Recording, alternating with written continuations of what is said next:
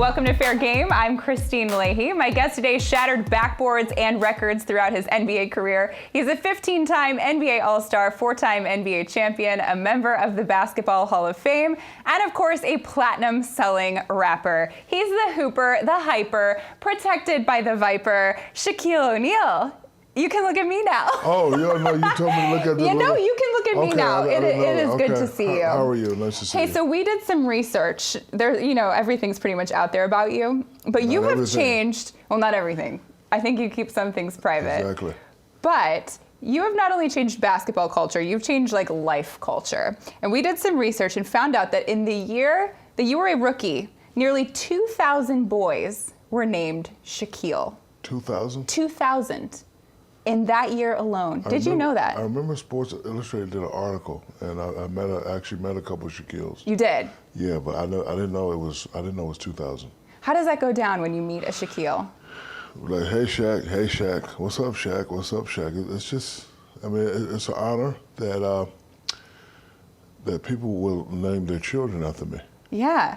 Because my mother is Baptist, and Shaquille is an Arabic name. So when my mother had me out of wedlock, our family kind of pushed us to the side. So my mother, she said, you're going to be my little warrior. And that's what Shaquille Rashawn means. She wanted to give me a different name. And when I was younger, I didn't like my name until I made the realization that every great basketball player had a great name that flowed. Larry Bird, Magic Johnson, Kareem Abdul-Jabbar, Dr. J. And then I was like, I got one of the best names ever, Shaquille O'Neal. Oh, when did you realize that? Like my freshman year. Huh. When I didn't make the team. I got cut my freshman year and my sophomore year. And I was like, I gotta make it. Look at this name. And I always used to set little goals for myself. So when I did make the team, I was like, I gotta do something so fabulous. I want the announcer to just say my name crazy. So, you know, I do a little layup and cross somebody up and Shaquille O'Neal with 2 points. I was like, this sounds beautiful. So, like, you know, I realized that once I started setting small goals for myself, that I would reach the mountaintop. So once I said, okay, I want to make the announcer say Shaquille O'Neal, my next goal was, I want to see my name in the paper. There's a lot of kids that I'm watching play and their name's in the paper. My name's not in the paper. I take that as a sign of disrespect. And I hope you can find this article. It was my first article. It said, Coles O'Neal, best in the U.S. So that was like a couple weeks before I said, you know, I want people to see my name in the paper. Okay, I live on an Army base and everybody's saying Shaquille O'Neal, but the city don't know me yet. See, I didn't want to go the world yet. I lived on an Army base, they knew my name. Now I want to go to the city of San Antonio. I want them to know my name. Now I want the state of Texas to know my name. Now I'm going to college in Louisiana. Texas knows my name. Now Louisiana knows my name. Now I'm playing in front of Dick Vitale. Let me go back. I want him to say my name. Shaquille O'Neal. Now I want the whole world to know my name. So I've always learned to set small goals for myself to reach the mountaintop. It's crazy to hear you say that you didn't like your name when now your name is so iconic. Okay, I'm curious to hear what you think of this name, because we also found that in 2002, there were 6 males born in the U.S. named Shacoby. Shacoby. Shacoby. How do you feel about Shacoby? It's original, and it tells me that they come from a split household. The mom said Shaq, the dad said Kobe. Yes, but yes. I mean, that's kind of putting both of your names like in history forever. It is. For that child. And the crazy thing is, what if the kid becomes, one of those kids become like really great players? Like you're named after 2 of the greatest players and then you become a great player. It is a lot of pressure. Okay, speaking of pressure, you were saying you always wanted your name in the papers. And when you were just 24 years old, you were named to the NBA's 50th anniversary team, already named one of the top 50 players in basketball history. When that happens to you, is that pressure or is that just cool for you? That was disappointing pressure. Why? Because in my mind, I knew that I was that great, but it was disappointing to hear other athletes before me. Oh, he's not that good. He's too young. Why him? What about this guy? What about that guy? But you already know I'm a sensitive guy. That's going to motivate me. Sure. So when you have a guy that's a legend and I think I'm a legend, but the legend is saying I'm not a legend, that's going to piss me off. You want to prove him wrong. I definitely have to prove it wrong. So it was great. It was great for my family. It was just great, you know, to be a guy that got cut his freshman and sophomore year, a guy that didn't start as a freshman in college, to be named one of the 50 greatest. But then when you hear all those other guys say, oh, he's not that good yet. I said, okay, no problem. I'm not that good now in your minds, but you just wait. So it just motivated me to you know, work hard. Because remember, I want people to say that name. Because when I say it, it just sounds so beautiful. I just want people to just say it. Well, there's two ways to go with that, because you have people saying you're one of the top 50 players in history at 24, or, I mean, you could focus on that, or you could look at all the people saying that you don't deserve to be there. But maybe you take your motivation out of people who don't think highly of you. I do, but, you know, you always have to think highly of yourself. So even Sure. though I'm 24, yeah, I know there's Mike and Charles and Karl Malone, but I'm great too. You know, they're doing their thing and they're doing this. I'm doing the same thing. So, you know, in order to be successful, I think you have to have the mental process of saying that you're the best ever.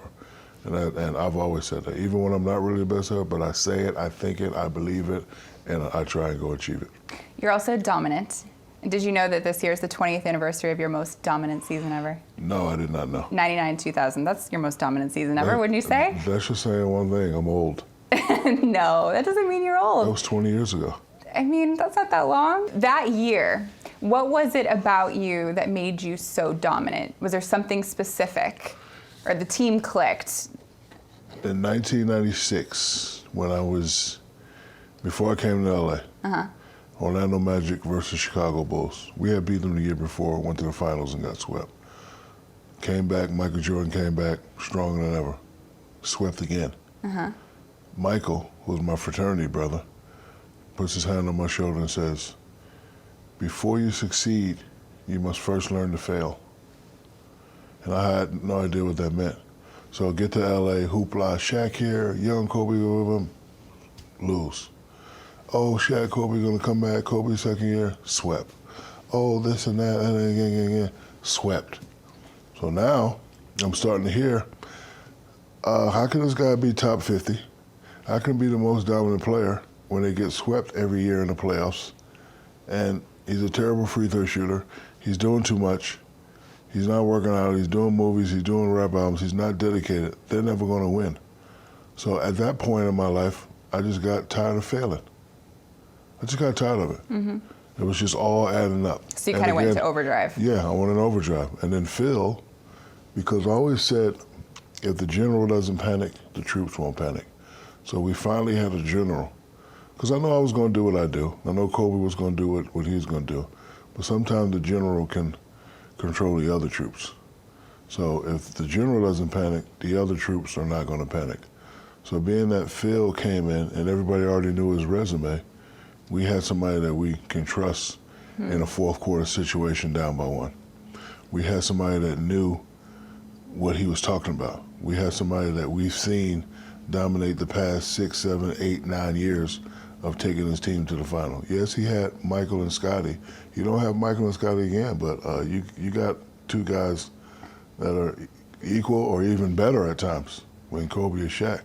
And we got the pieces. They had Steve Kerr. We got B. Shaw. They had Tony Kukoc. We got Rick Fox. So we finally started believing that we can do it. And then again, I just got tired of failing. I was like, you know what? I'm tired of seeing Kareem say, oh, Shaq's a great player, but he hasn't won. Even though I don't mind it, because it all motivates me, right? Tired of seeing, Magic go like this every time we get swept. I'm tired of seeing Jack go like this every time we miss a free throw. I'm just tired of it. So now I got to step up. Everybody's looking at me, my family, the city. I'm looking at myself. It's just time to win. And now that we got a general that I know that can control the troops while I go, me and Kobe, while we go do what we do, it'll be fine. That same year, you were one vote shy of becoming unanimous Fred MVP. Idiot Hickman. I was going to ask, you remember his name? Yeah, I hate you him. hate him. I do. Did you ever talk to him about it? I don't need to talk to him. Has he ever tried to apologize? He voted for Allen Iverson. There's nothing to apologize about because he destroyed history being You think he was just being Of course he was. He knew that he should have voted for you. Exactly. Come on now. It wasn't anybody doing close to what I was doing. And I told the world I was going to do that. And they saw it in my eye, they saw it in my face, they saw it every time I played. That takes away from it. He messed up history. Huh. And then a couple years later, you're going to give Steph Curry Unanimous. I love Steph. Steph's my favorite guy. He knows that. But come on. Check out our YouTube channel, FairGame on FS1, to catch all the best highlights of our show. And don't forget to hit the subscribe button so you never miss an episode.